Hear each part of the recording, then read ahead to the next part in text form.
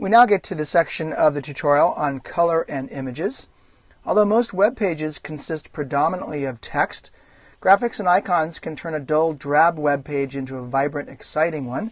Most web pages will need some type of graphics to help you break up your text and balance your pages so you don't end up with huge blocks of unattractive and hard to read text on your pages. You want to design pages with a mix of images, borders, boxes, fonts, thumbnails, and other graphic elements to balance out all your text content. An image displayed in a web browser is referred to as an inline image. The image tag is used to embed an inline image into an HTML page.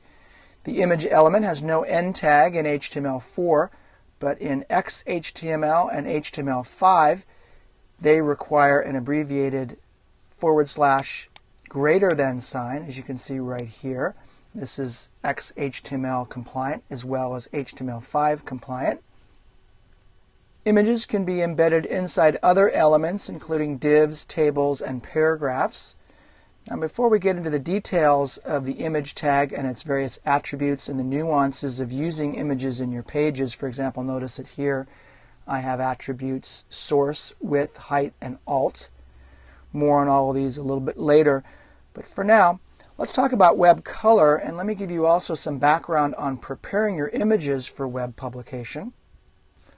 Let me now introduce you to hexadecimal numbers and how to use them to specify the colors you'll use on your web pages.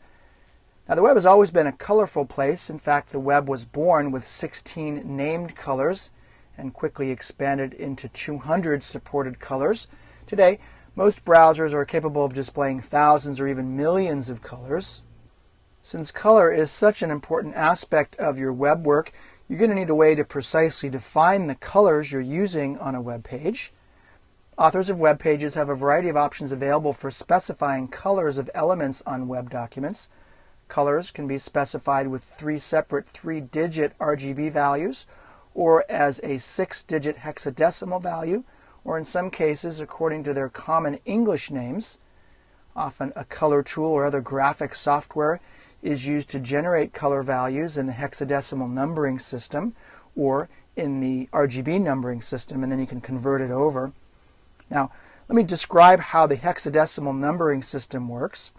Our number system is based on 10, the decimal system.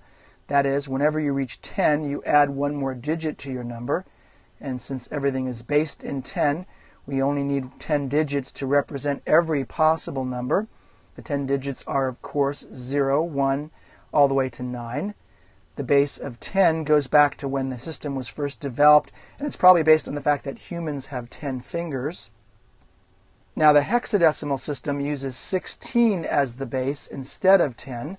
The digits in the hexadecimal system are 0, 1, 2, 3, 4, 5, 6, 7, 8, and 9, just as they are for the decimal system. Notice that up here I have 2 systems side by side.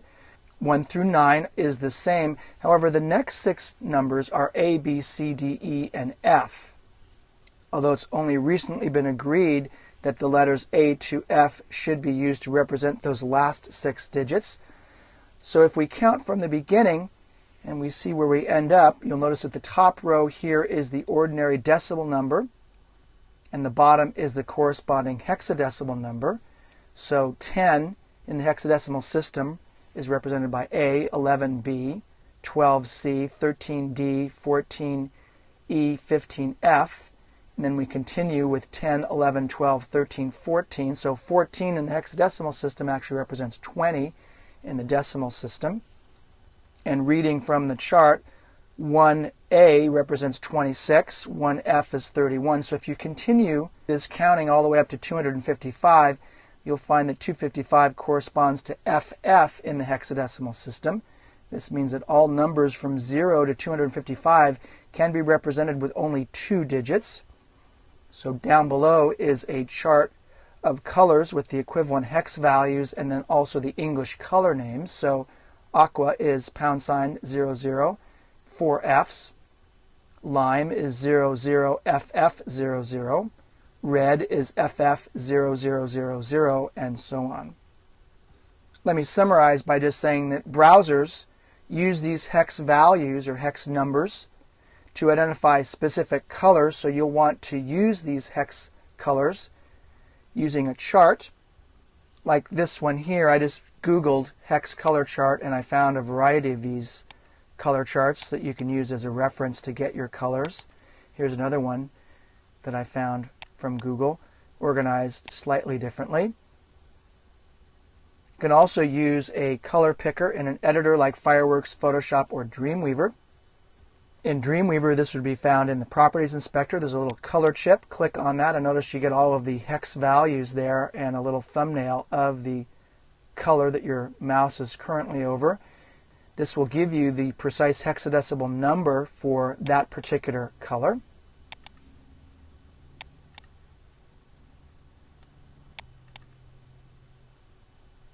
Now, if you're used to working in the RGB color space, for example, you're working with Photoshop or Illustrator, you can find a very handy RGB to hex converter that will convert those RGB values to hexadecimal values that you can then use in your HTML pages. For example, if your RGB value is 255, 0, 255, you can calculate that, and that's the color right there, $FF00FF. I found this converter by simply typing into Google RGB to hex converter, and I found this very handy web-based conversion tool that I can use to convert between those two color definitions. Now, when choosing the colors that you'll use on your web pages, you want to go with a predetermined color scheme.